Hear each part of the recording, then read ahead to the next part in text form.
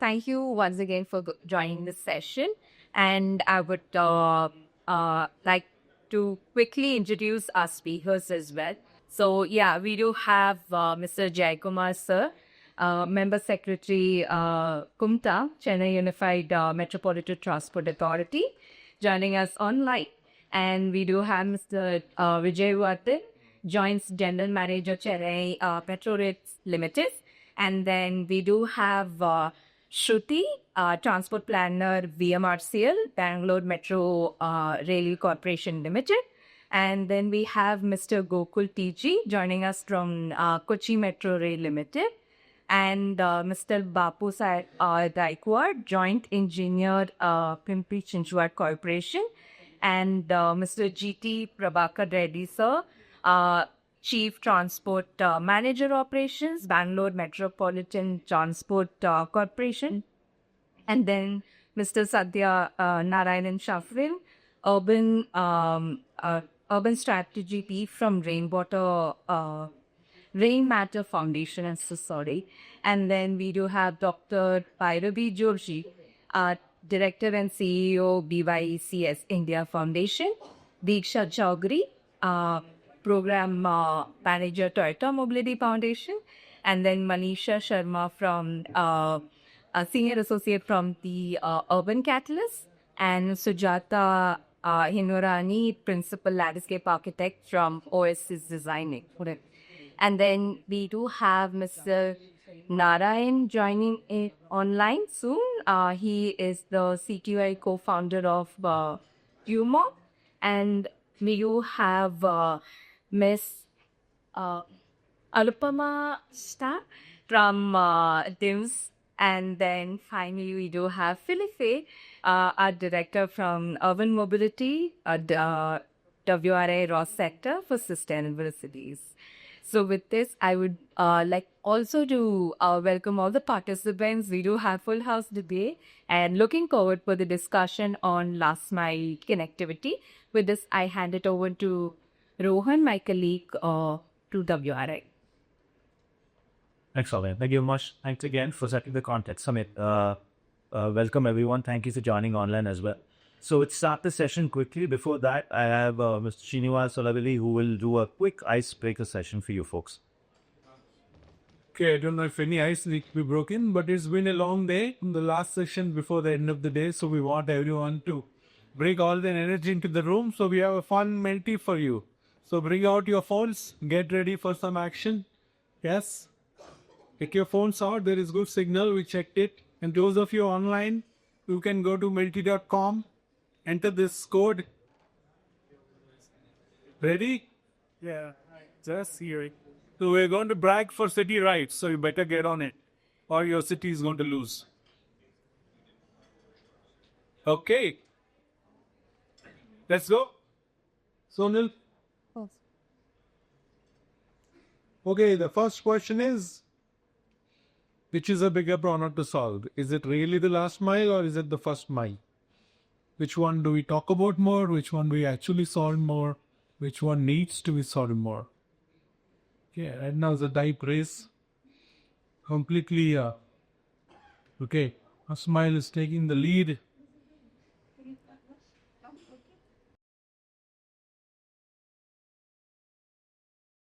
"25 responses, 27. Wow, last mile is catching up.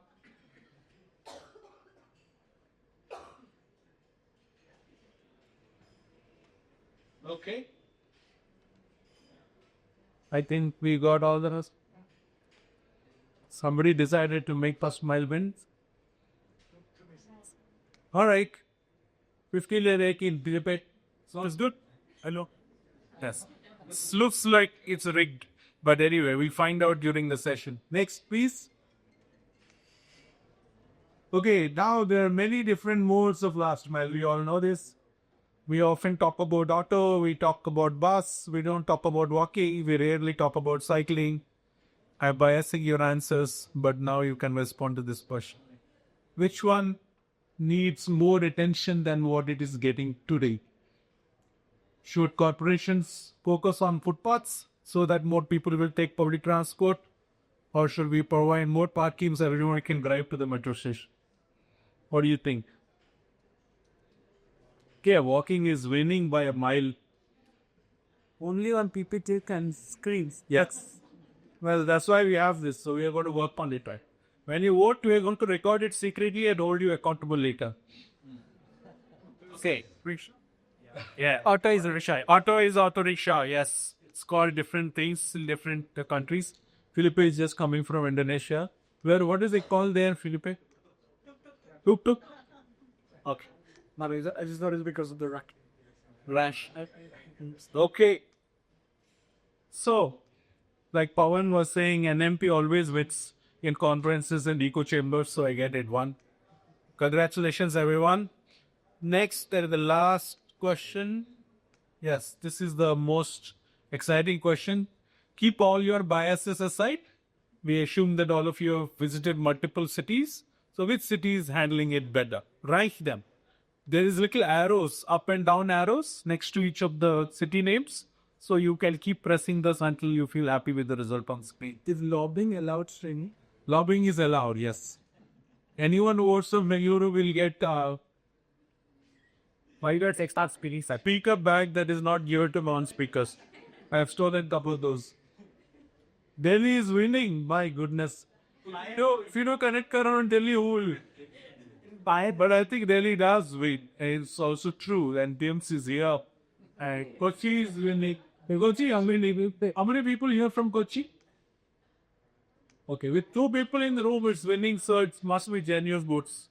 Congratulations, guys. No, the election. Hello, Nama Bengaluru. Where are Bengaluru people? Come on. Do you know that you can go on app and build metro and auto together? Yes. Okay, I need to start both in mass. Oh. To go. Srini, that's the advantage of having Sonal for this question. Sonal, put few votes for Bengaluru. Online folks, are you voting? Okay. So looks like no one in here from Hyderabad. So that's why they are. But yes, in the last few years, all cities have started working on last mile. This is meant to create some laughs and energy in the room. But it's also true that almost all cities are working on it. And that's exactly the objective of today's session, to discuss where we are and where we go next. Over to you, Rupa. Thank you, Srinivas. This is interesting. We'll also keep an eye on post the discussion how these numbers will change. So hopefully Bengaluru will get. Sir, we're looking at you, sir. Okay, I'll try to get Bengaluru in the top 5. So we'll just take 5 minutes to have a quick context setting presentation to sort of understand what we've assembled here for. Try to place all the work that's being done across different cities for focusing on this big sort of behemoth issue that has been created now called the last mile issue. So can you have the presentation please? Yeah. So first of all, it is great. I mean, I think this Metti question was, the first question was to sort of, get this thought process running is to what do you mean by last mile, right? So anything that, the first, so in the transportation parlance, the middle mile is generally your primary mode, which takes the larger distance of your commute, right? So that could be your bus, that could be your suburban rail, that could be your metros, right?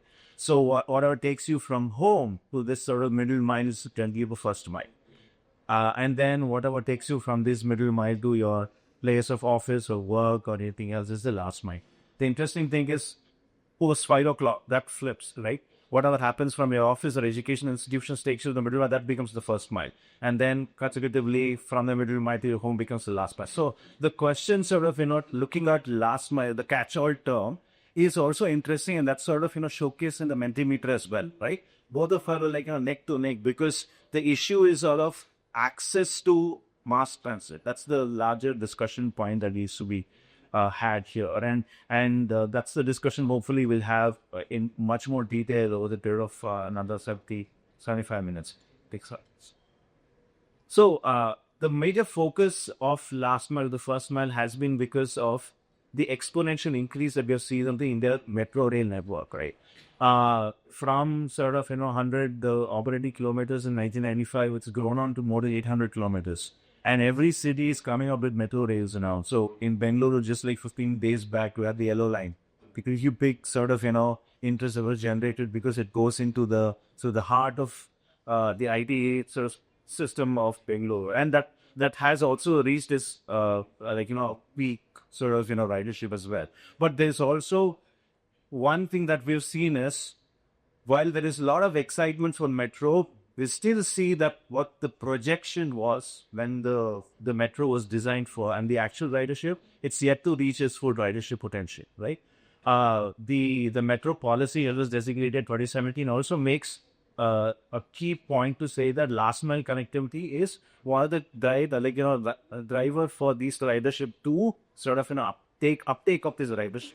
And that is also seen in all of the work that we have done across different cities. One of the questions that we ask people on why they don't want to sort of get onto this public transport and ditch their personal vehicles, one of the issues that they say is we want to take it because it cuts down on our sort of, mental sort of, trauma of having to drive through this, pollution and condition. But the problem is access to a bus stop and access to a metro station is the biggest issue, right?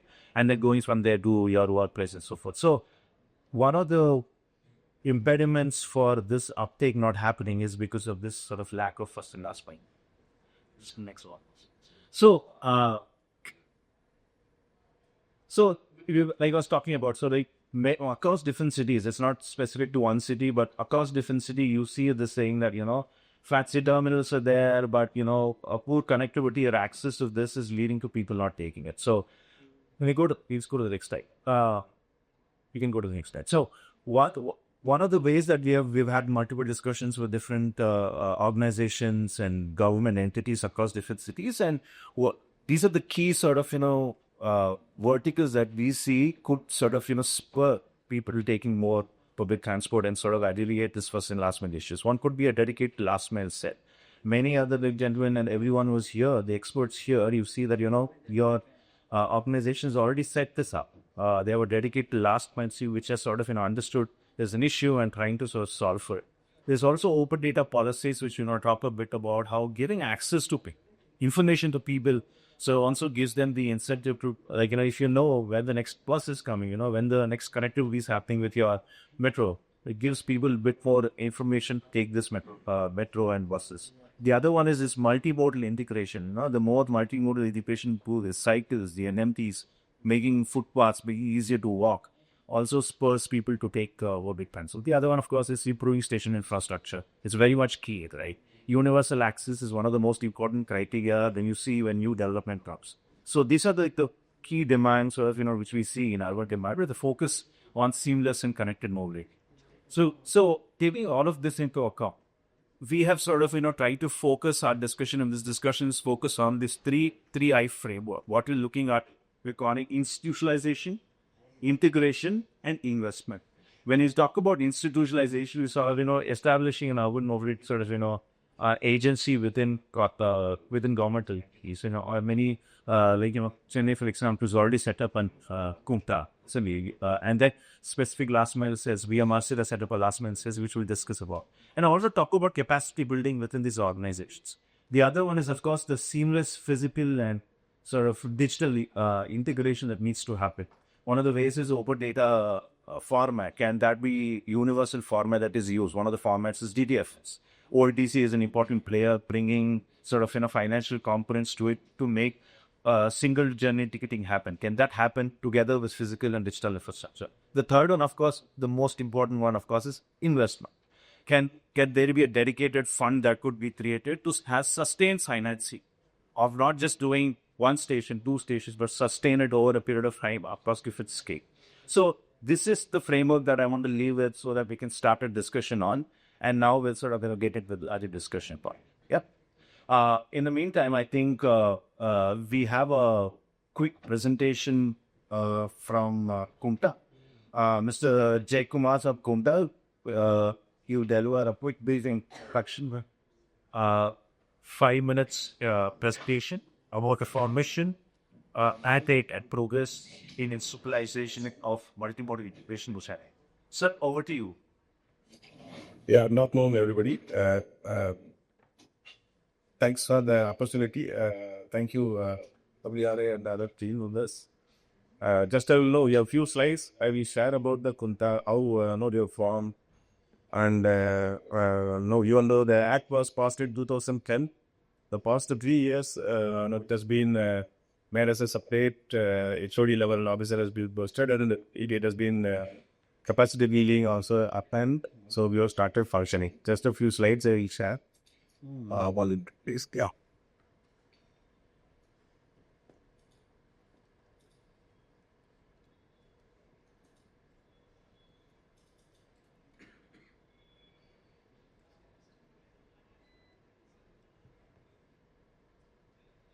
Can you see the full presentation mode? Yes, sir, we can. Yeah, yes. So this is about Kunta.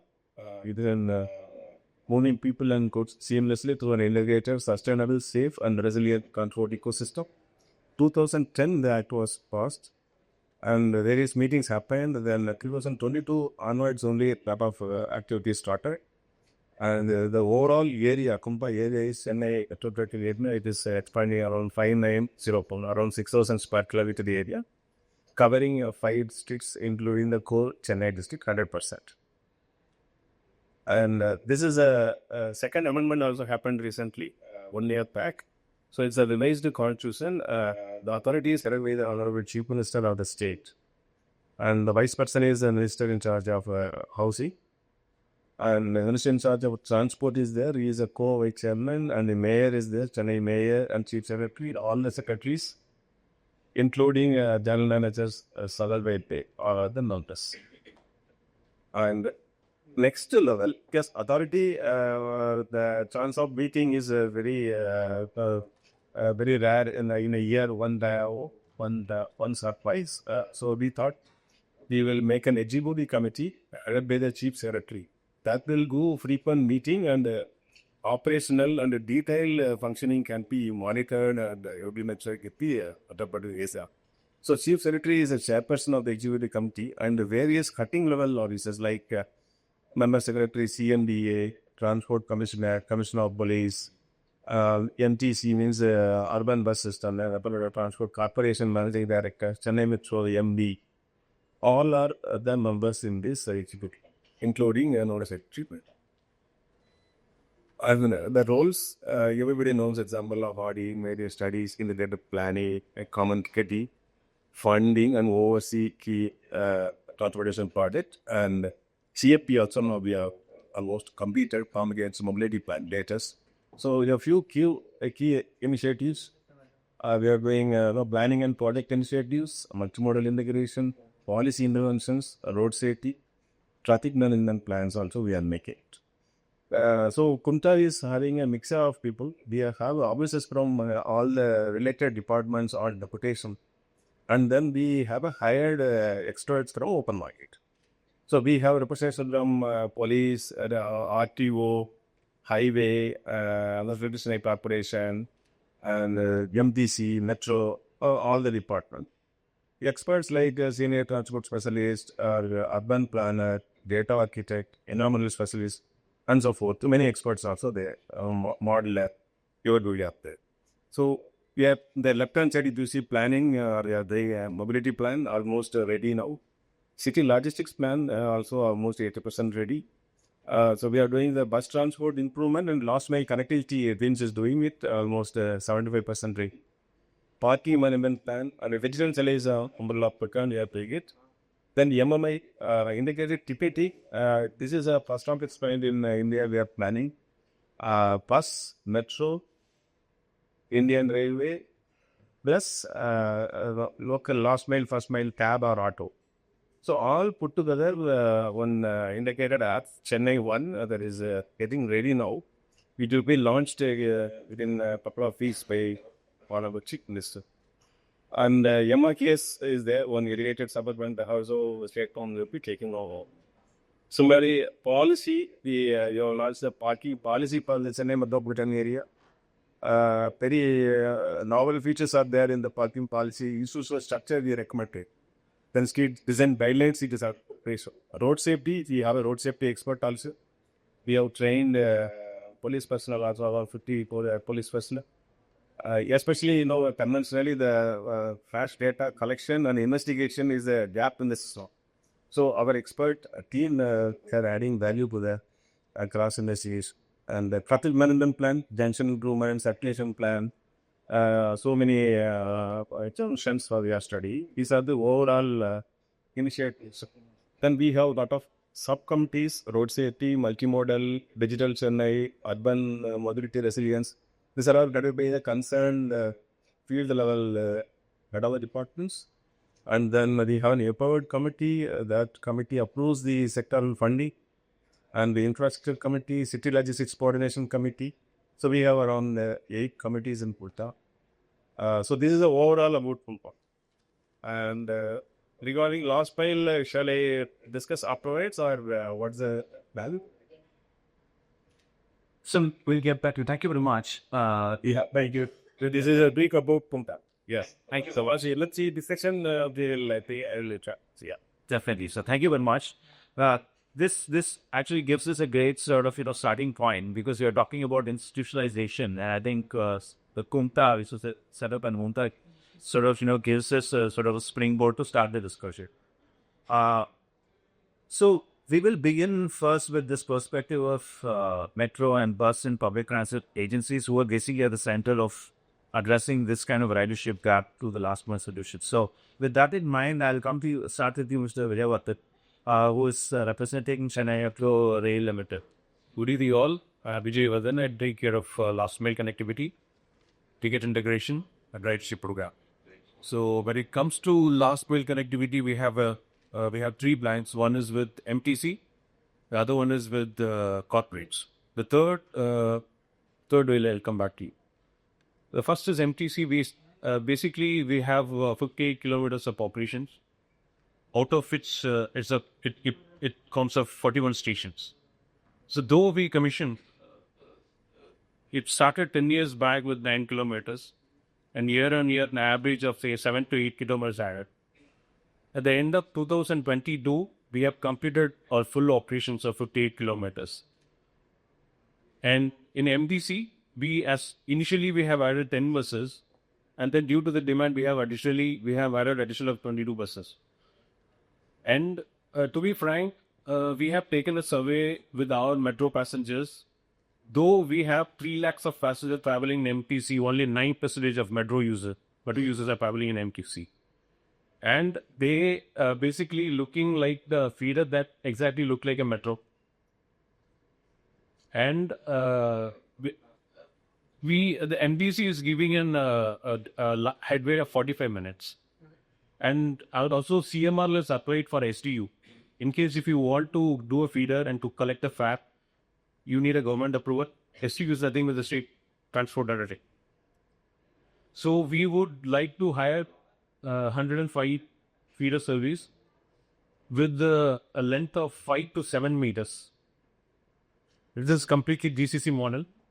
And we have selected 5 stations, and this feeders will going to serve in a 5 kilometers radius, and every feeder will have a headway of 7 to 10 minutes. So we already had a meeting with the stakeholders. So still we are identifying the meters, the required meters. The second is corporates. When it comes to corporates, recently we have, last 1 year back, we have tied up with one corporate, dealers. So they will make a plan. We will give them a space, and we will design a multimodal integration between the feeders and the corporate, which means they will pick up the passengers from our metro stations, in the selected metro stations, and there is no cost implication for CMR. Whatever the operation cost, it will be paid with the corporates. Year back, we have started these operations, and now almost 40 to 50,000 passengers are traveling in the feeders. Almost 10 to 12 corporates are in the mine. So These are FTC buses or private buses? this is all private operators. Okay. Great, sir. I think this is very interesting. I want to bring in Mr. Gopal here.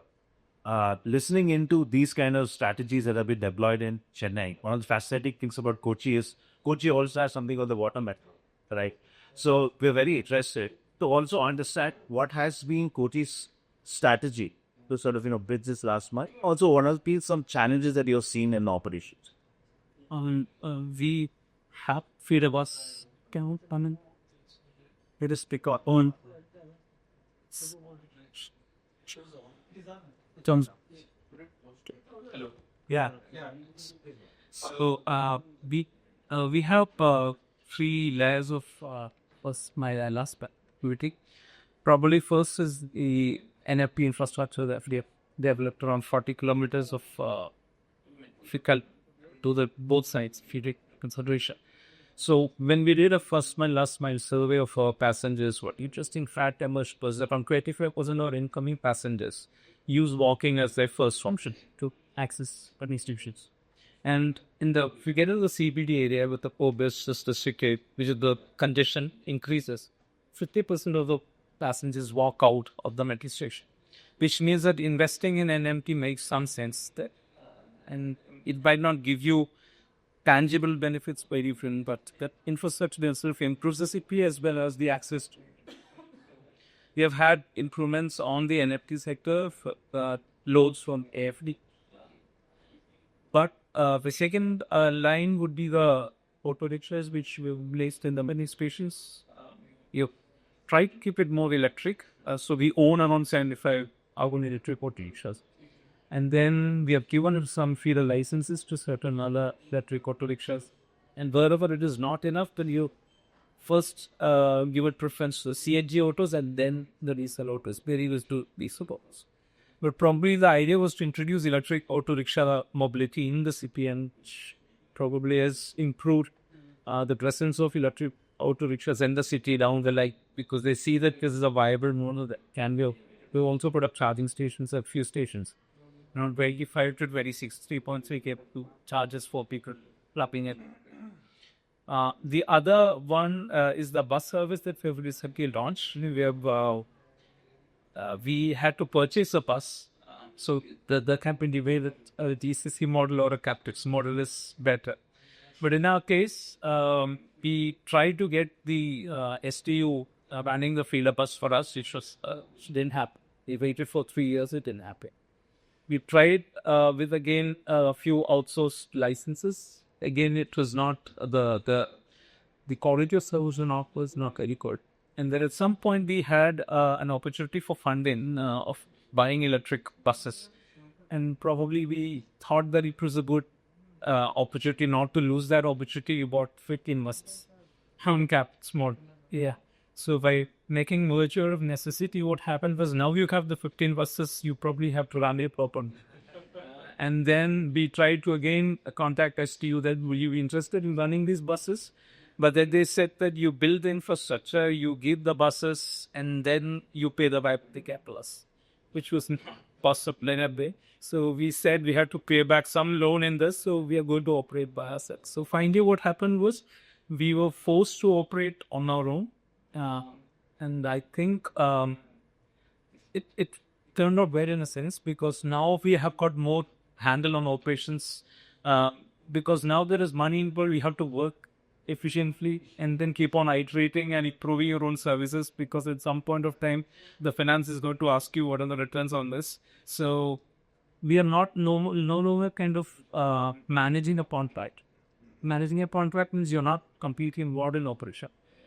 Which is what I think it turned out well for us. So right now we have the assets, so we'll have to improve the assets, the efficiency of the assets. So we are supposed to do that. So one interesting thing I like to is why isn't metros actually running their own buses? This is a question that I would like to ask it. Why you have to? I mean, it's great if the SU was along with you, but then it does synergy good, but the requirement of an STU and the requirement of a metro is completely different. It's probably metro is more with connecting with places which has transit caps and where people actually want to travel to metro. So there is always a kind of the intent of the service between an STU and the metro doesn't always any. So what we tried to plan was make sure that we are connecting places to the metro stations and the water metro stations, from places which has certain traffic volume but the transit cars. Because conventional bus system has not changed much. So the city has grown, new places have come up. There is a startup mission which don't have bus service after 6 o'clock. Then Info Park has 1% of bus service. So these are places which have come up but don't have connectivity. So we connected those bits and we relied on, as you said, you have applied for an STU. So these are the same challenges we also had to face. You don't have, you're in competition with the SU, so there's a lot of legal issues coming out. So, as I probably talk about those legal issues later. Yeah. Absolutely, sir. I think you made like brought up two different, two important points, of course, about two different public transit agencies having to work together rather than against each other. And I think I would want to bring Shruti from BMRCL to this point, and I think it makes sense. We also have Mr. Prabhakar Reddy from VFTC. I think there's a synergy that has been built, especially in Bengaluru. Now that with close to 100 kilometers of metro rail network in Bangalore, and Bangalore has also set up a specific dedicated last mile sort of a cell. But still, if you, I just want to get your thoughts on Shubhi, how this last mile cell was developed in Bangalore, and how are these Vega buses feeding into it, and but still, what are some of the challenges that remain? I think we got both context from Chennai and Kochi, but I want to understand how is Bangalore sort of evolving through this last mess. Right. Good evening, everyone. Am I audible? Yes. Yes, you are. Please go ahead. Yeah.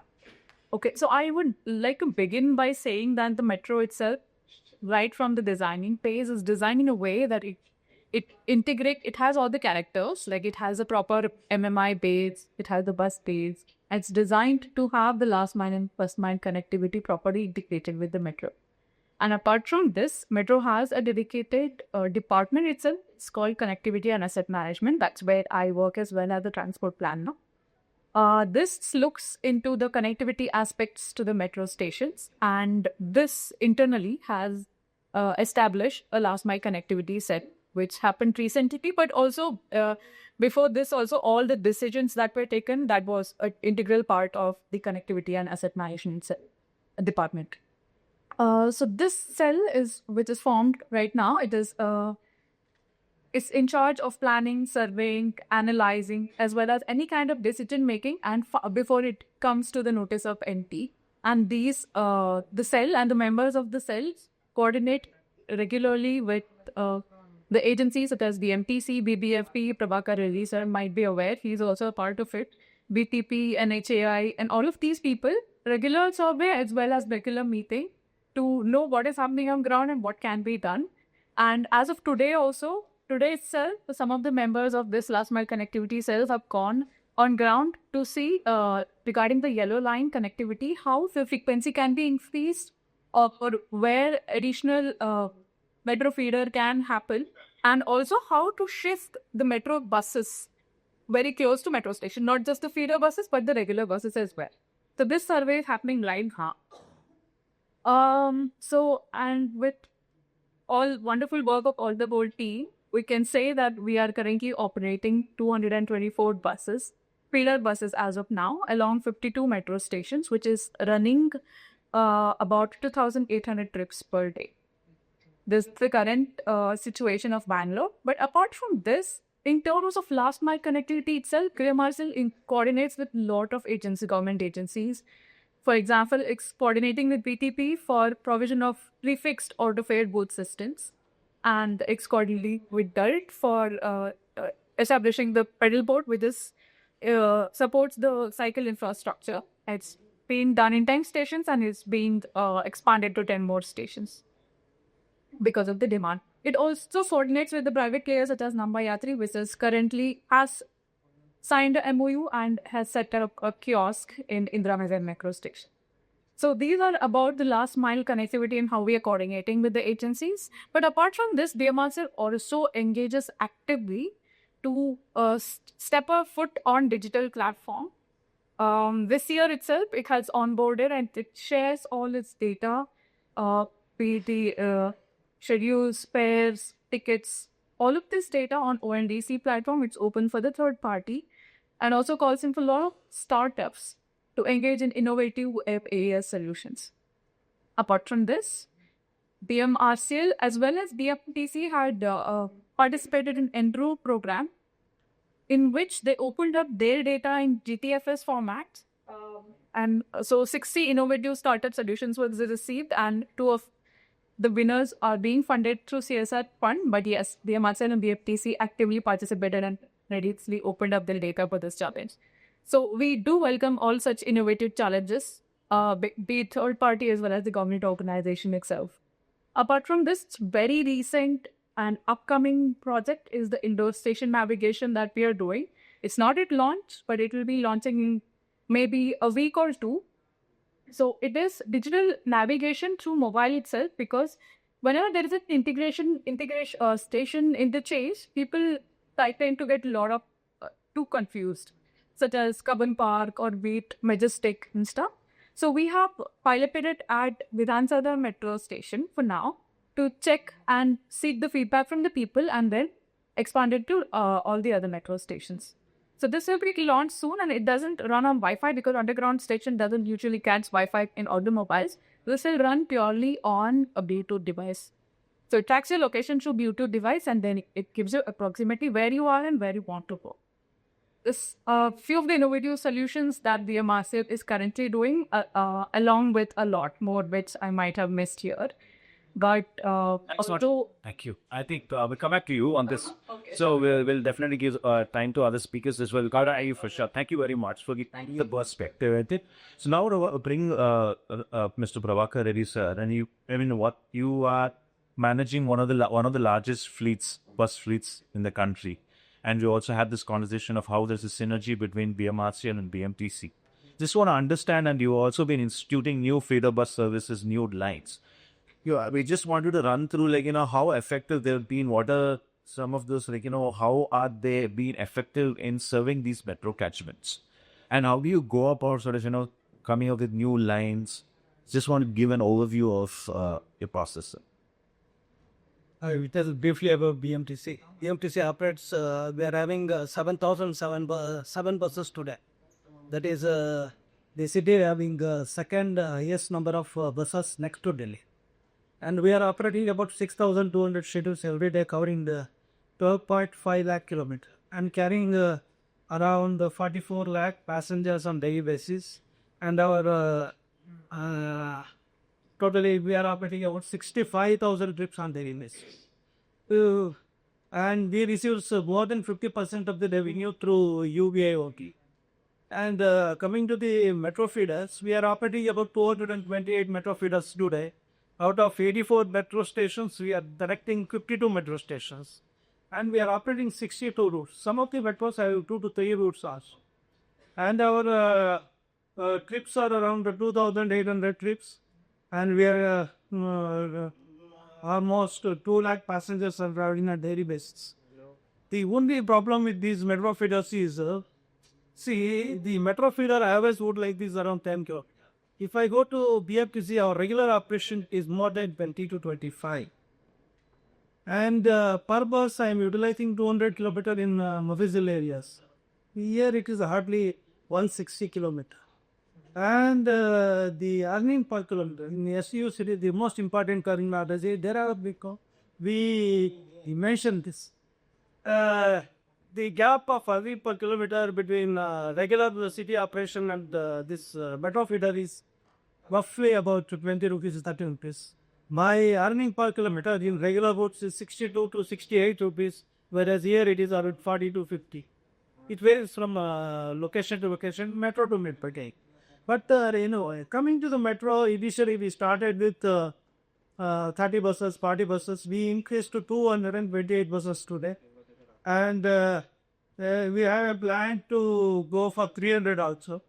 Here the question is, it is just reverse of Kochi and Chennai. Here we are voluntarily operating. We are knocking the doors of that BMRCL for VGF. Even then we are not asking full VGF also. They are asking part of VGF. Nobody is responding to the programs. I tell you one best example. It is a future metro feeder for this outer ring road metro. We started a project called the Intra Layout project in HSR Lake. We have 10 buses at a headway of 5 to 7 minutes. The Department of Urban Light Transport, they sponsored this project for a period of 6 months initially. They extended for another 1 year. That is the buffer period, what we say. See, we started 10 buses. Initially, what was our conception? Just the guide is giving the VGF. Don't worry. Whatever may be the argument, we will operate. We started operation to 10 buses, that to a hi-fi layout where traveling in a bus is a remote idea. But even then we started. But in the initial first month we started with 1,500 passengers with the earning per kilometer of 19 rupees. The dial given 1.5 year breathing time. We picked up. Today our earning is 54 rupees with 6,000 passengers. That is from the starting 23 August we started this service, this smooth service, clockwise and anti-clockwise and minutes like that. Today we are getting 6,000 passengers per day. That means four times more than the initial mark. See, if somebody gives some assistance, definitely we will give wonderful last mile connectivity. Especially I will tell you, some of the metros, they have got the metro feeder service from morning 6 till 10 o'clock. Some of the metro feeders operate up to 11 o'clock. Even in some of the metro feeders, we are getting more revenue than the regular routes in the same route course. Good. Thanks. Thank you very much. That's very interesting. I think that's one of the learnings that we also wanted to bring about, right? So we get different cities. Different cities have different kinds of operations and different kinds of the point that you know the flip of your extending support, but the other thing is not taking. So it's very interesting. If I can come to Mr. Anazapama, I think Prabhakar Reddy sir also touched upon it. Delhi being the city with the largest fleet, and now the very famous Delhi's new Devi metro feeders, right? So that's an initiative which is the metro feeder services that's been brought in Delhi. So we wanted to understand how it's come about. Everyone's talking about it. So how can other cities take sort of learnings from that? And also before I give you an opportunity to answer, just for the initiative, VGF. We'll be talking about what VGF is. It's just viability gap funding, just for the other initiative. Please, Anupam, please go ahead. See, you can hear me clearly, right? Yeah.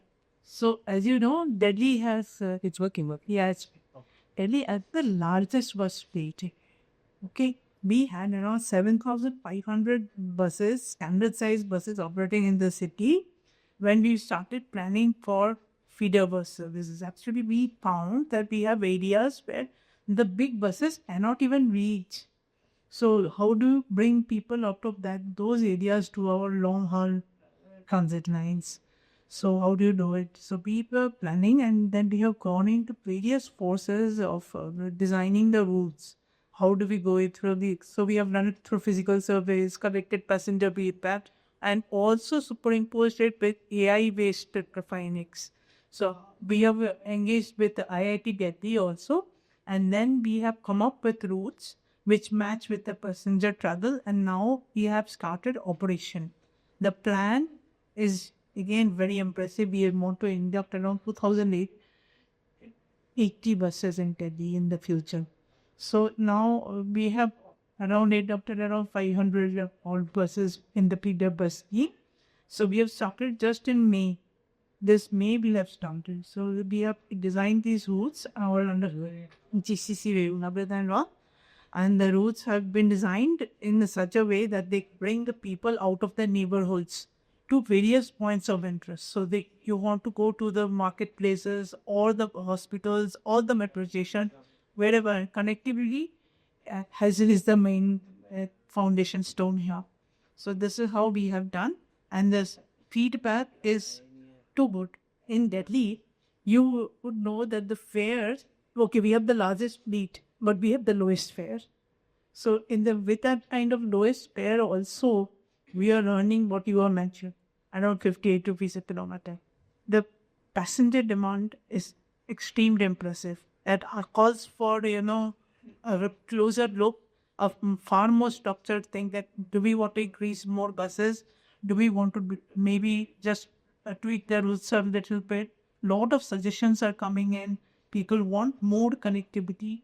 So this is the thing that you can make people move out of their private vehicles to the public transport if you give them the service right at their doorstep. Right. That's the thing that people want to use private modes because of flexibility. Now we are telling you that okay, you have a bus right at your doorstep that will take you to the metro station. Now you can use the metro, right? And reach wherever you want to save on time and save on carbon footprints, whatever, right? So that's the thing. Thank you, ma'am. Very interesting. Now that we have spoken about the whole institutionalization part, the next course flow is how do we integrate? Integration is just beyond feeder services and active mobility. Really, the infrastructure is also very much important. Which is very critical to make last mile services effective.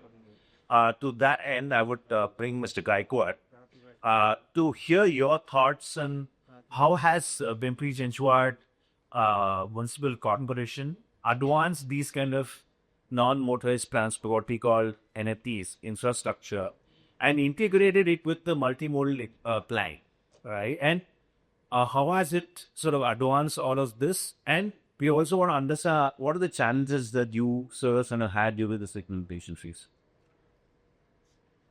Thank you, Ron. Thank you, WRI, for giving us this opportunity to express on active mobility we are doing there. Actually, we have genuine scheme for BIDS as a public transit system in our city. And since that time, 2014-15, we started thinking of this walkability and cyclability. But actually it took conceptualized in 2018 that citywide urban planners, architects, and students of architectural college were invited for a workshop, a day-long workshop with builders, architects, and all the stakeholders, including our corporators in the city. At that time, everyone thought that the mobility and last mile connectivity or first mile connectivity shall be improved in the city as the vehicular load on city road was increasing rapidly with the registration of vehicles happening so rapidly in city like Vikriji, as it is automobile hub, you say. Though this is new city, but it has good development plan and road width also. So the acceleration of bringing more vehicles to the city was enhancing in last 1.5 decade. So we thought after studying the comprehensive mobility plan, CTDS and everything, we thought there is a chance to have enhance along with public transport. This NMT should be improved to a quite good grade. We have developed the footpaths since from the road development itself, but the footpaths were discontinuous, were encroached by someone else, so the people are forced to walk on the carriageway. So this was the first step towards improving this non-motorized transport in the city, and the workshop concluded with the concept that at grade footpath should not be there in the city.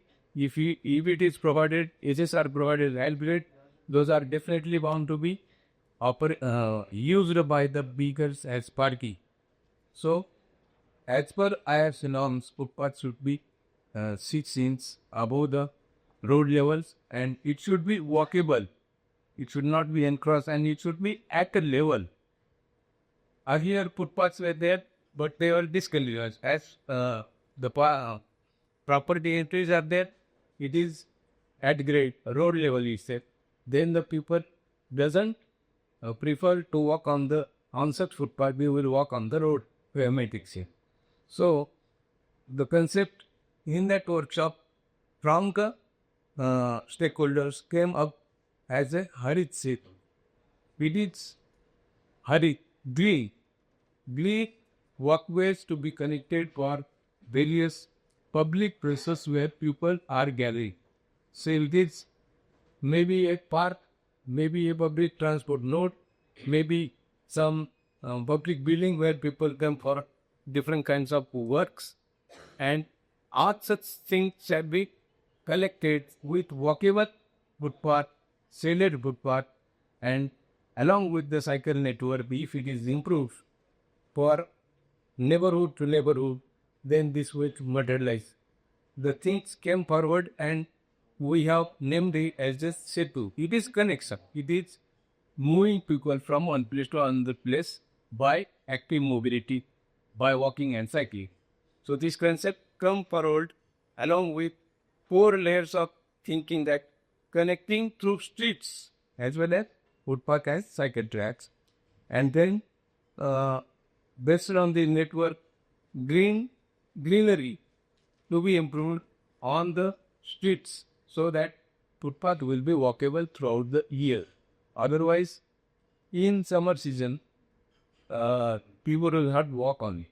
So comfortable green cover can be provided through throughout the footpath length, and then stormwater during rainy season collected in the storm drains shall be cultivated by having some mechanism like buildings, rain harvesting. We are planning to have stormwater drain also accumulated to some aquifers or ground level water connections. So these policies for this are again this water policy, green network policy, and parking policy, vending policy. These 4-5 policies are put for the stakeholders for discussion, and then they were given good shape so that those can be implemented in phase-wise. So Harit Setu project was conceptualized in that workshop, and we are implementing it since from 2022. And we have 8 zonal offices where this network-based plan is being implemented. One of the pilot project is being implemented in Nigli Pradikaran area, say the 4 square kilometer area where we have transport nodes on outskirts as a local railway station, two BRT stations, and actually 2 metro stations. These are about 2 kilometers or 2.5 kilometers distance apart. So usually, if we improve walkability and cyclability, first mile and last mile connectivity is lower in the network, and people need not to have parking at the metro station or local railway station. They can walk or they can cycle, and share cycling concept is also introduced in the form of last mile and first mile connectivity, where we is If you can bring Mr. Sujata into this discussion, because I think Mr. Gaikwad talked about design, right? Design being very critical even before you start the actual development or the building of this infrastructure. And also the other part is like with cities, growing big cities, land constraints is one of the biggest issues, right? So taking those things to account, how do you think when you station design, how can station design itself sort of contribute for a smoother these kind of non-motorized transport and a multi-modal sort of gauge? Yeah, I would like to be a little more provocative. Having worked with different authorities all across the country, we have faced multiple problems. What is happening is the metro is coming into a city, into an already great city. So what happens is that the last mile of buses and all that may happen, but the most important thing is what is a mile? 1.6 kilometers. So it's mainly if it is inside a part of the city which is already pretty dense, and all the walkability has to be kind of looked at. And when we look at walkability, then possibly there needs to be policy changes in the way we look at building setbacks if it's a very dense kind of an area in the city. So all of that is kind of not looked at. Most of the metro stations are more like islands. So they are okay, fine inside. Some of them are very good inside with a lot of granite and all. But as soon as you get out of the metro station, it's absolute chaos. And we ourselves have worked on a few metro stations like Chhadarpur and all, where we did the MMI and all, it did the plaza, but then the maintenance part comes in, and then it was kind of disintegrated.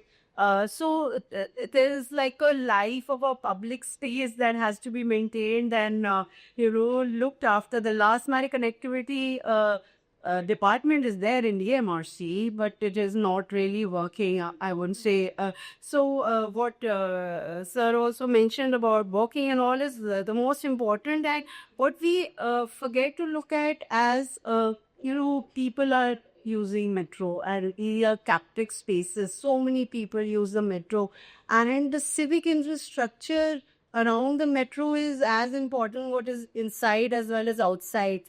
And then the people should be able to use that metro station for the last minute shopping, and then catch the maybe up an auto, or even walk down to their houses easily. The easy aspect is not there, the traumatic aspect is there still. That's Sure, provocative. But thank you for that. But I think we also need sort of these kind of feedback for sure, because how do we improve without a bit of criticism? Dr. Bhairavi, one of the other important components is we are all big proponents of NFT, cycling, walking. But one of the other important criteria to take into account is also safety. Well, let's be very candid, saying that cycling is not safe in most of the cities, right? We're still not safe because buses and everything at post very safe space. So with that in mind, what are some of the design policy changes that need to be made to make walking and cycling safe for people to sort of be a credible source and a mobility option? First of all, thank you for having me here. I am not a policy expert or a urban planner. I would rather talk from the aspect of a citizen behavior check. So the organization which I lead and the individuals who are working at city level, the bicycle players. So our concern is more of getting more people on cycle. Yeah, across the country we have different bicycle players whose professional expertise is different, like Satya or Ashik in Pipri Chinchwad, or they might, or someone else who might be policy experts or urban planners, but most of them are passionate cyclists, like people who want to get more people on cycle. So I would rather not say anything about the infrastructure or the policy part. Yes, one thing is there, why we talk about first mile or the last mile connectivity. It has to be integrated in the transport policy or whatever the city decides, rather than just thinking of it as a facility. So that is one thing.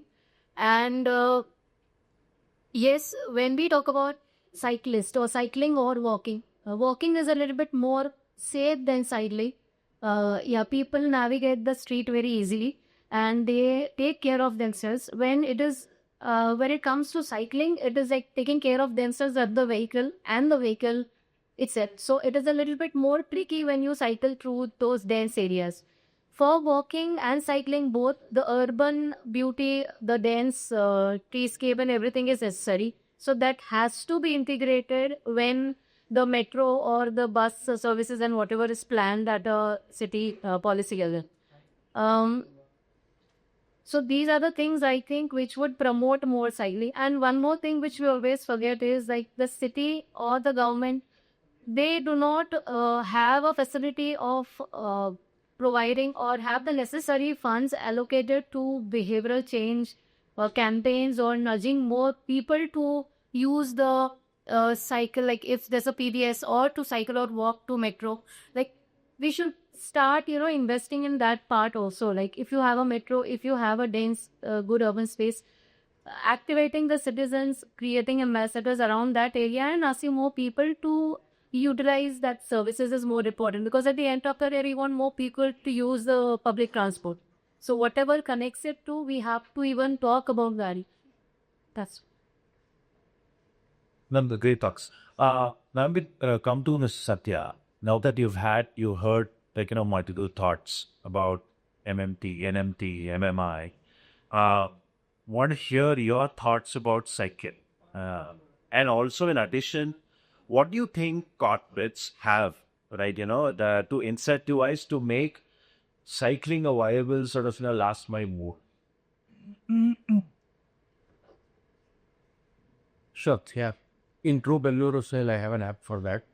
But seriously, you saw all the agencies think the bus is the first option we should look at for last mile. You saw the challenges also of VPTMs and other things. If you draw a 3-kilometer radius around each of the Bengaluru metro station, for example, 60% of the BVP area is covered. That's good enough audience. And cycling is not that unsafe if you look at the traffic which is going in Bangalore at the speed at which it is going. We are faster than the motorbike bikes.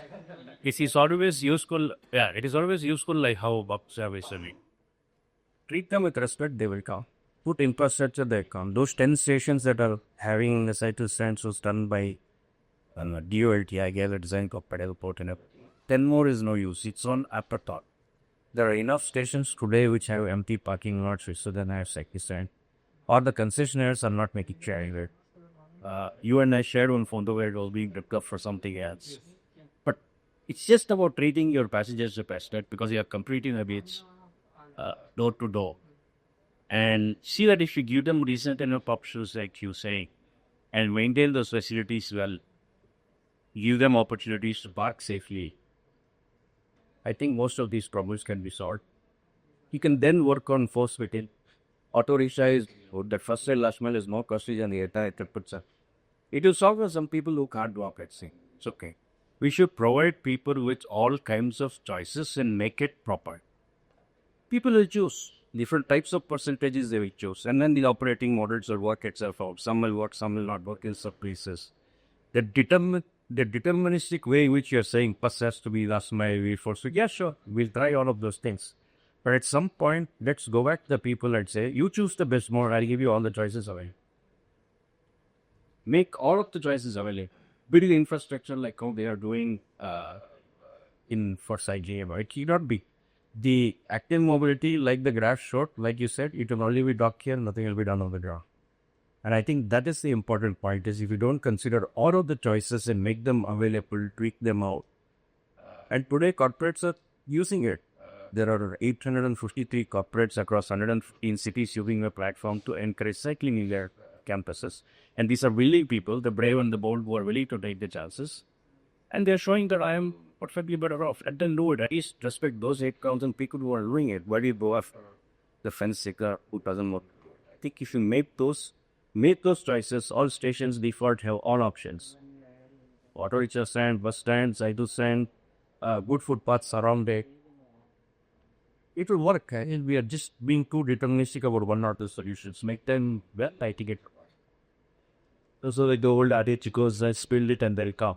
So I think that sucker is a bit proper to say. But to take the conversation forward, while physical infrastructure is very much important, the other component of infrastructure is also digital. Right? So we talk about digital components. I'll come back to here, but to that point, we have Narayan. Do we have Narayan Oglai?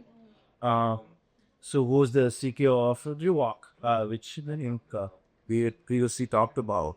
They're one of the technology providers who are working with both VPC and VMR in Bangalore. And they have been sort of, working of giving, providing an app which sort of, brings all the data that is available, BMTC, VMR, do the strip planning, integrated payday. So what to understand from your perspective, Narayan, on how technology providers play a very key role in sort of also bringing or bridging this gap of last mile in urban areas, And how do commuters overall benefit out of all of this? Your overall thoughts on that? Thank you, Rohan. Am I audible? Yes, you are. Yes, you are. Okay. First of all, good evening, Ivan. Thanks for the opportunity to share my thoughts on this prestigious platform. So just for everyone's context, we are an app called DMOC, which is a multi-modal integration application. It's typically sought the mobility as service use case for a city, and we've been employing solutions across maybe cities of India. Touching upon why we have talked about a lot of focus areas which can solve first and last mile connectivity issue, I just want to voice out a few different perspectives from the user's point of view, which has taught to our roaders while operating the services for the last 3 years. Now, mostly that we have looked at considering their SKUs, some government policies are involved. We talked about establishing better connectivity, making sure that the network is widespread, improving the quality of roads, etc. But there are key focus areas.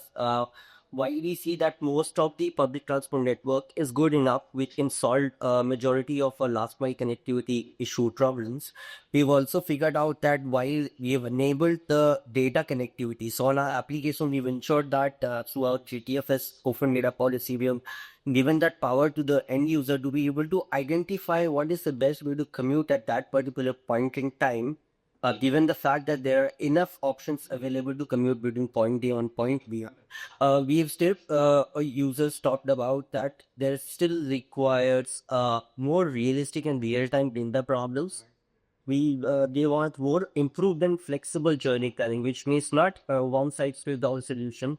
So there are users who are looking at a last mile that can be defined as 1 kilometer, 2 kilometers. What we are trying to aggregate is accessibility, feature, or convenience from all form factors. That's one thing. So we are working on building better journey planning connectivity. There are users who talked about while there is a better connectivity from public transport point of view, we still lack a viable first and last mile connectivity model, which means just to take an example in India, or let's say in Bangalore, on a peak time to travel per last mile, let's say 2 kilometers, it can cost about 50 kilometers, 50 rupees per kilometer rate. Sometimes becomes an unviable solutions. Most of these public transport travelers who wants to on off-peak day take public transport as one of the options. And also we are looking at we also ensuring that there has to be a relationship. People who are on public, not on public transport, they're also advocating for public transport for them. A first and last mile connectivity from the price point of view becomes unviable solution. There will also been discussion since they are everyday commuters. They are also looking at everyday commute subscription based model. So if we can work on a policy from the government or from a private contribute consolidating this first and last mile connectivity as a subscription based offering, so that they are ensured for everyday's commute, and then they can be depending on the on public transport, so to say, when they can clear in the lot of the primary transport usage. What is also adding, what is also fueling up adoption of public transport and last mile connectivity is open ticketing. From the point of view of the end consumer, that they are looking at convenience, accessibility, and the comfort. From they are going to be able to explore the network of public transport from the lenses of the digital data and actionable information. And from that point of view, we are also ensuring that users are asking for an integrated ticketing, wherein not only their first and last mile, but the entire trip is paid and booked for. So that is something that users are actively looking there in the pursuit of solving some of these use cases. Thanks a lot, Narayan. You brought the perspective of the end-to-end journey planning as well. And one of the other components that I was just thinking about now is, and I want to bring Manisha into this, is parking, right? It's both the challenge and an opportunity, right? While we were looking at all the data, and what Narayan also sort of touched about, so now you also have companies or applications which also give you parking, updated parking, take how many parking are left and so forth, right? So in that terms, we have discussed it through the lenses of last mile. But so the first mile, a lot of people still use their two-wheelers or four-wheelers, right? And sort of, speaking from the experience of having spoken with folks, they want to take a metro, but they don't have an opportunity to just park their vehicles. So in that sense, can you just talk about, like, how should cities address this issue through the lens of the constraint within our environments? Hi. Thank you so much for inviting the capitalists. Just to start with the point, a lot of cities are also creating parking management area patterns to, efficiently manage parking. What we recommend is that these PMAPs could also be creating around the traffic nodes so that parking can be efficiently managed and more road space as well as area is prioritized for the NMD users who are walking or who are using cycling. So in the past few years, we have created a parking management area plan for the park metro stations, and we had a multiple user survey, both private vehicle as well as metro users. So what we found is among those, around 70% use that they work for first and last mile connectivity, and 25% depend on auto rickshaws for that. But when we look at the ROW, only 20% of the states was giving these NNT infrastructure. So reprioritizing the ROWs for non-motorized transport user would be effective. Second would be that a lot of parking is given to these cars and two-wheelers. So what is happening is that we need to also have to rethink that how we can give more space by either prioritizing parallel parking so there is more space for walking, or also removing the encroachments. And multiple cities internationally already doing it, such as Paris. What they had done is they are removing parking areas, and what they're trying to do is shifting this parking to off-street parking area. So that can also be done. In Tokyo, or similar things have also been done. In Odisha, Chennai, what is being done is avoiding free parking for bicycles. So that can also be done. Second is that these parking spaces and pricing structure has to be according to the land use as well as the demands available there. So what is happening is that multiple cities, Paris and other cities, what they're doing is they're charging more parking prices in the central area where there is more concentrated demand for parking and lower in the peripheral areas. Similarly, Barcelona is also moving to off-street parking completely, so there is no space for off-street parking. Then, according to, so based on our Green Park Convenience study, what we had found is if our currently pricing is like for 1 hour basis, but based on the survey that we found is like 70% of the users, both car users and our two-wheeler user, they opt for 30-minute space. So what was happening is, and there is a very close by, within 1 kilometer, there is a off-street parking available as well, but the occupancy was like 35%. So what was happening is that if we change parking structures, pricing structure, if we do it according to the demand that is available there, we try to look at the pricing models, and what we found that if we make on-street parking expensive and off-street parking, and also do, do smaller slabs like half an hour, so municipal corporation can increase their revenue again around 1.3 lakhs per day. However, in the earliest category, they are earning around 13 lakhs annually. So they can also utilize that fund. And the last point is tendering. So if the tendering for both on-street and off-street parking is given to one contractor, then it will motivate contractor to utilize on-street parking more effectively for the short-term duration. That is, so people who are coming to shopping or other smaller purposes so that they leave earlier, and long-term parking in the off-street parking facilities available. That's very interesting. Thank you very much. I think you also sort of brought the larger perspective both on the global cities and how they can also bid towards. So thank you very much for that one, Chef. Mr. Barusubramanian, if we can get you into this. We're talking about digital infrastructure, and you are the part of the CDPG. So I want to understand what role does CDPG play in terms of data access and also privacy, right? Data privacy is a huge thing, especially with regard to these kind of digital public transport data. So just few words on what role does CDPG? Yeah, thank you. Good evening all. Getting late. So we at Center of Data for Public Good, within the University of Science Bengaluru campus, are experts in building data exchanges. We started with the Smart Cities mission, where we brought a whole lot of non-personal data available in the smart cities onto a data exchange platform where, data from different domains are brought into the platform, and meaningful applications are built by the startups or application providers. Which ultimately what we're talking about is how is the data going to be used for the general good of the citizens, right? So since we are talking about the last mile today, so let me tell you that, I'm not sure how many of you use the public transport to reach this place, but yes, I did. I come from Faridabad, so I use the metro. Fortunately, it's just next door to me in my city there in Faridabad, and got down the metro here and then took an auto. It was raining, so I didn't take a cycle, which is available too, but I took an auto. So I mean, it's very easy to blame the system or the government today, saying that facilities are not provided, but we fail to use the facilities that are available, right? First, we start using the facilities and then start blaming, right? So we're bringing a whole lot of data that is available, in the public domain. With respect to the transport, we're building something called a transport stack for Bengaluru, right?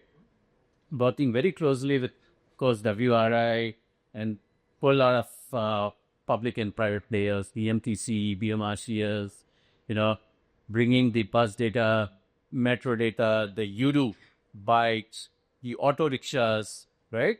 So all sorts of transport data. In addition to that, a couple of the other speakers before me were talking about the walking issues, right? I'm fortunate enough, I have a metro station just next door to my house, so I had no issues, right? But there's definitely that issue in many cities across, even in Delhi, right? So I do not have a proper pathway to walk. So that's another issue that the last mile has to see. I take an auto. What is the auto wala, drops me across the road, and I have a divider to cross to get onto the metro, right? So that's not going to us. So to ease this out, we're also working with, in terms of the Bengaluru stack, we're working with Wakalobi, right? So to integrate the data from Bopiluru also, so that we have proper access to the data. Once you have the whole lot of data there, we can build a lot of meaningful applications, which will actually, eventually be useful to the citizens at large. So yeah, we're doing a lot of these mobility solutions across cities. We've worked with this before, in many smart cities, starting from Surat, Bhubaneswar, PCMC, and KDMC, Mumbai, whole lot of these cities across India, and we try to go a little further at Bengaluru and trying to do this.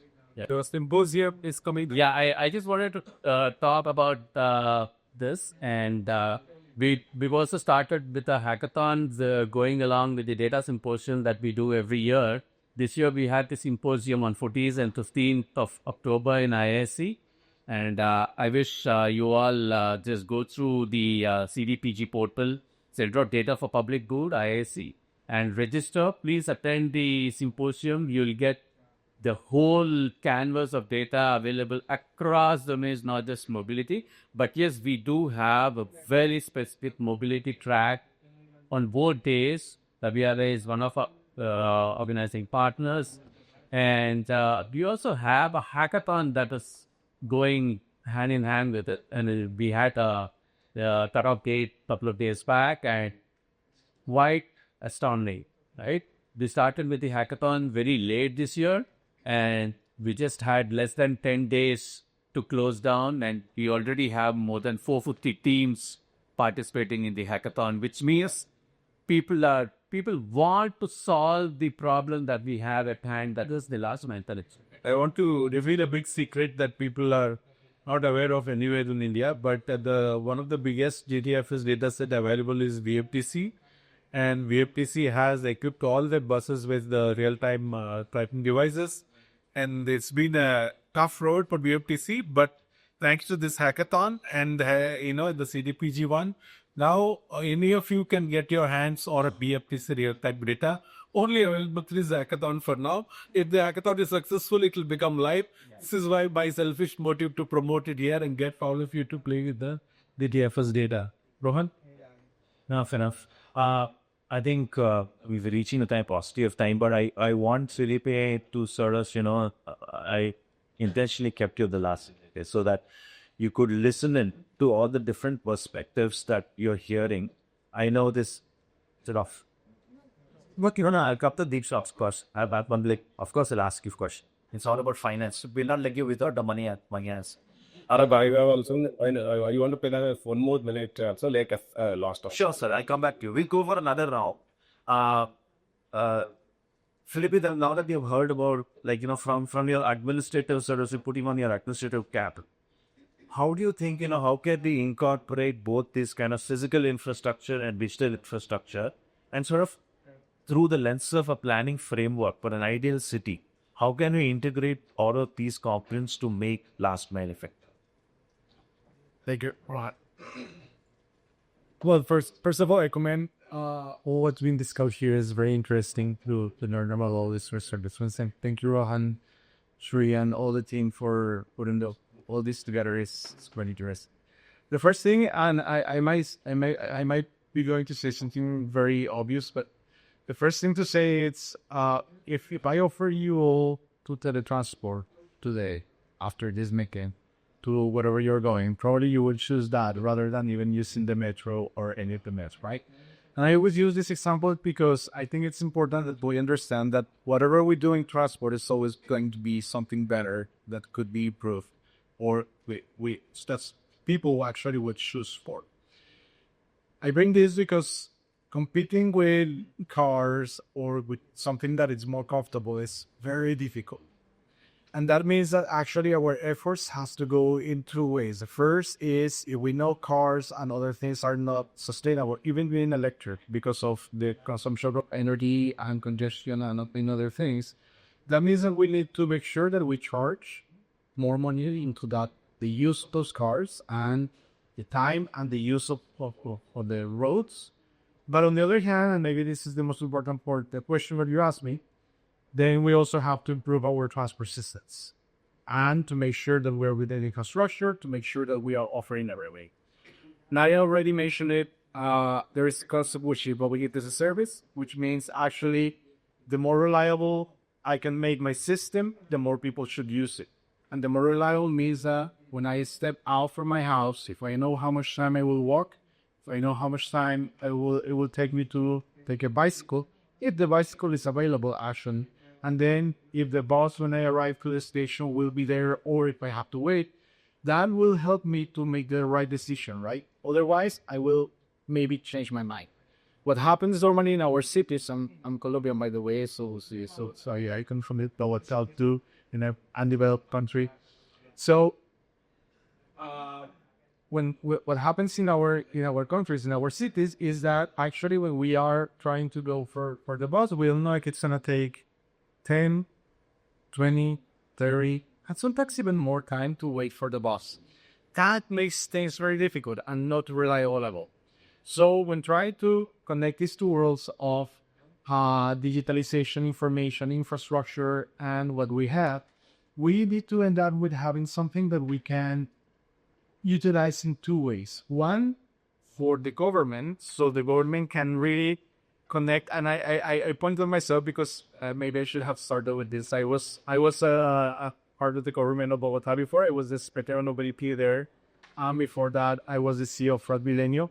Fred Milenio, it's a company which runs 10,000 buses in the city of Bogota. Bogota is a city of around 10 million people. So when you're trying to learn from the public sector what you have out there, you need information. So you having GTF as dynamic GTFs, having this information coming from where your buses are, how many people it's in your buses, if you are on time or not, how reliable you are. It's absolutely important for the government. So you can take measures if something is failing there. And then on the other way, as I said, it was two ways. Of course, for users, it's absolutely relevant because they want to know exactly what's happening. And that's actually absolutely important because you want to measure yourself as a government, but you also want to have the feedback from the users if this is working or not. And that means, of course, that's why you should open data and you should make sure that you are connecting these two worlds. But again, as I said, the most important here in terms of digitalization, in terms of data, in terms of how you connect infrastructure with this information, is that you make sure that then what you are offering, what your promise is, you can really do it. This sounds a little bit theoretical, I know. So, of course, this was like the Netherpets or something like that. But the truth is that if we don't work in parallel with things, if we don't break the vehicles to CP, if we don't build the pedestrian paths, the bicycle paths, if we are not sure if those are safe or not, and if we are not getting back information from it and being able to use it to get it back again to the users so they know how reliable it is, we will not be able to enhance our market. We always in this sector promise and ask people, hey, you should use the public transport system. We want to increase the ridership. We want to increase this or that. The thing is, we need to do that, yes, but we also need to offer something else, and we need to work in parallel on these different things. So that's where I think the connection between culture, infrastructure, and policies is there. Let me just finish with this very quick example. In the Netherlands, everyone says, oh, they use the bike so much, they are so incredible. And I think they are. But what really happens there is if you try to take a car, then you pay a lot of money for it. And then it takes you a lot of that. So you better walk. Actually, it's not only a matter of preference. It's a matter of you do it, otherwise you will be charged. And that's the first thing. And then the second thing, the information works. So again, it's trying to connect dots. Otherwise, things are going to be messy and potentially difficult to pass. As I feel like that answers the question about the important component of being like the incentive is also the disincentive of sort of losing the cash. Diksha, I've not forgotten. Okay, so the third eye, I'll come to you. You can rope it for the third eye, right? It's the investment part, right? So great. Let's build more things. Let's give people the opportunity to get more information. But where is funds coming from, right? So, and I think Diksha is from Toyota Mobility Foundation, and the way has been working with Toyota Mobility Foundations, doing many of these what we call pilots.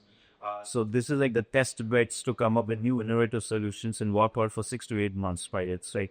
So we formulate there's a funding opportunities to do this for 6 to 8 months, right? To understand what learnings, what is working, what is not working. In your thoughts, you had a lot of last minute projects. How can these learnings from these pilot projects sort of help to scale up? It could be over a larger geographical area or over a period of time. So just thoughts on, from an industry perspective, how can these small pilots help in scaling up? Thank you, Rohan. Good evening, all. I won't take a lot of time because we are overshot. Firstly, thank you so much for giving me opportunity to be a part of this panel. I've learned a lot from all of you. I start by emphasizing about what Toyota Mobility Foundation believes in, and that is mobility, enabling mobility for all. So we work in two areas. First is ensuring that the areas which are unserved or underserved, we provide mobility solutions there. We also parallelly work in areas where there is too much mobility and it leads to congestion or road safety issues. So we try to find solution to those problems through technology and innovation. One point that has been discussed throughout by multiple panelists has been multimodal integration, and we strongly believe in that because we believe that one solution will not be okay for all commuters. Now, coming back to our current projects, which we are running in partnership with BMRCL, with BMTC, with Electronic Cities Industries Association and WRI India, that is called Station Access and Mobility Program in Bangalore, where we are trying to find first and last mile solutions and making public transport a preferred choice by using innovation and behavioral science. So here our innovators are piloting our projects, are piloting different innovations in the electronic city, where they are using behavioral nudges to make this shift, to encourage people to make this shift to move to the public transportation, especially now with with new yellow line metro that has come up in electronic city. This becomes even more important. Now, what we perceive with this funding and pilot funding is that we think that pilot funding helps in testing out and experiment various solutions in real world scenario, first of all. Second, it also helps us in collecting real world data, something that we don't have a lot of time. So this data collection and testing on real world scenario helps us in building up a profile as to what works and what doesn't work. It also safeguards agencies and government stakeholders that they don't have to put money upfront in any project. They can see what's working for them and then choose which solutions works best. But lastly and most importantly, what it does is it brings different stakeholders on the same platform. So again, I'll go back to STAM. So where we are working with BMRCL, BRTC, HCL, they're working with innovators, they're working with WRI India, which is a think tank, and we are working with private sector companies who are allowing these kind of pilot innovations to come aboard. And all this is what it does is it becomes a shared commitment and shared goal, which later on helps us in scaling up, because now they have the motivation and they have understood what is working, and that can then lead to scalable solutions. Thanks for that, Diksha. Now, Mr. Jaykumar, I think, sir, you had a couple of your thoughts. Yeah, thank you. Regarding last mile connectivity, I have a few points. Before that, I wanted to say one empirical data. For carrying one passenger, the capital expenditure requirement, capex requirement for the metro system is 9 rupee 66 paisa. And for normal suburban rail, we are around 1 rupee 60 paisa. And for bus system, it is only 17 paisa. So this is the capex requirement for carrying one passenger. So if you see last mile connectivity, friends from BMDC and Kochi Metro also, they are saying that why will we get funding at all? If you are spending 20,000 crores or 30,000 crores per the metro system, and LMC will be, if you compare the LMC cost, last mile connectivity was, it will be very, very legal. And what they are telling here in Umda, we are recommending that metro don't stop. That is a concept in the sense. For example, in Chennai, phase 1 metro, 24,000 crores you have spent. And why not they spend 200 crores rupees for a last mile connectivity for a niche area of 3 to 4 kilometer radius of every metro station. Suppose if you do the last mile connectivity, metro themselves, they can operate. And in a ballpark number now we are just working out. Even if you bleed in the running of LMC, but the last mile connectivity passengers will bring non-metro passengers. There is those who are two-wheeler riders or low-end car riders also. Additional passenger they will bring. So if you add this one, this will, if you have a cross analysis, overall it will be possible. That is my driving point is don't see last mile connectivity in isolation.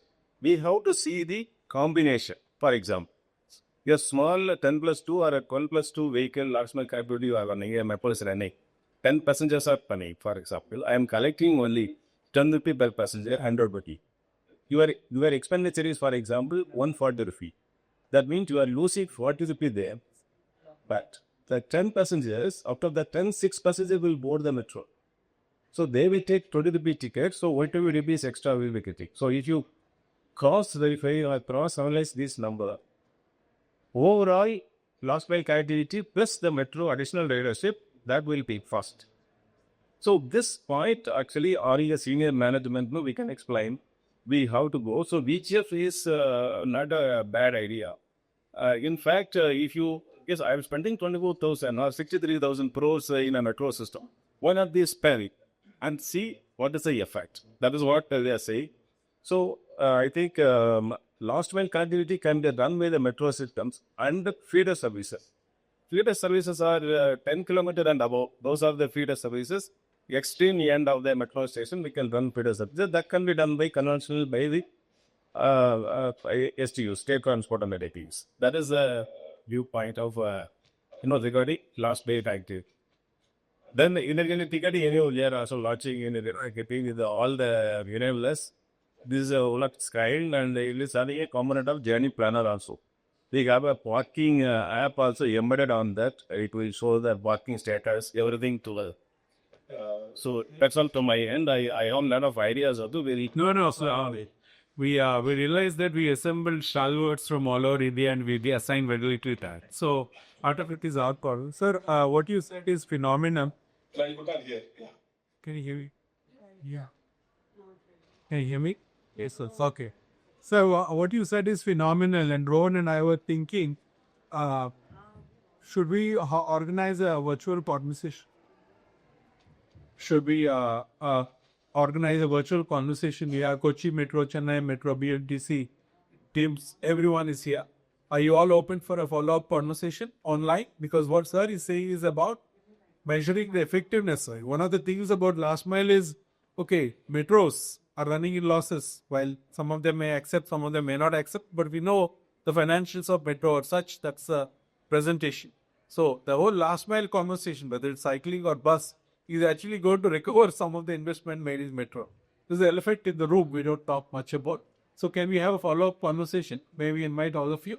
For the sake of saving time here, already it's very cold. I see Satya has found a warm corner in there, running away from the AC. But I think, Rohan, we should wrap up quickly. Yeah, just wrap up. I mean, like you were saying that, due to the paucity of time, we actually had another round of questions. But one thing, I'll start with Ms. Anupama and going from there. Mr. Satya, you can just count for 2 minutes. We'll just take 2 minutes away there. 2030, connect Karo. 5 years from today, right? So if you were to come back and assemble the same group of people, what would be your wish list?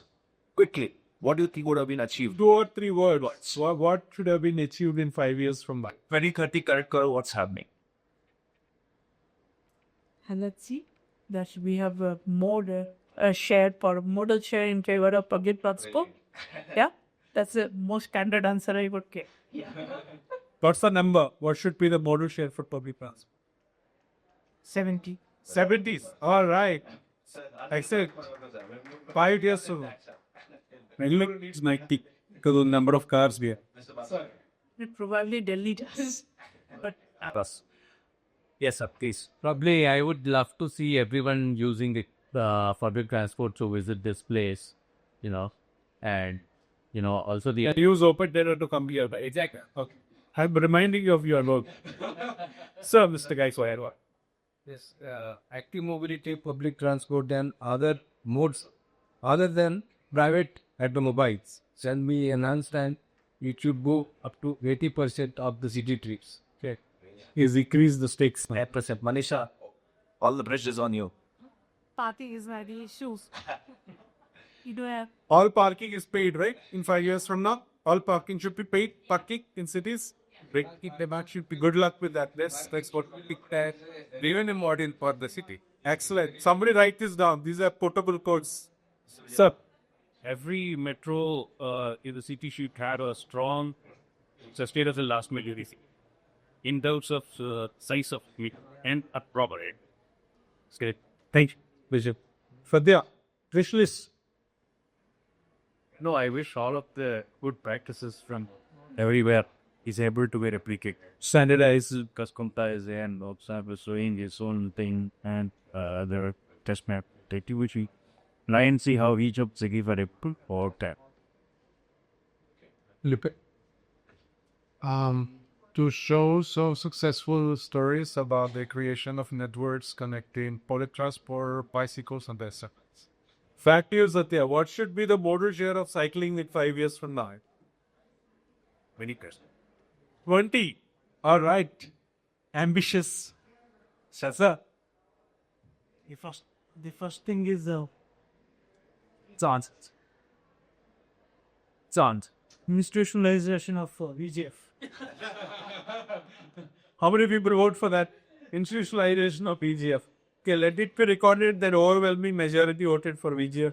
Yes, thank you. Second thing is this way is VGF to build is lot of metro project. Yes. See, to build 1 kilometer of metro, you are spending 4 crores.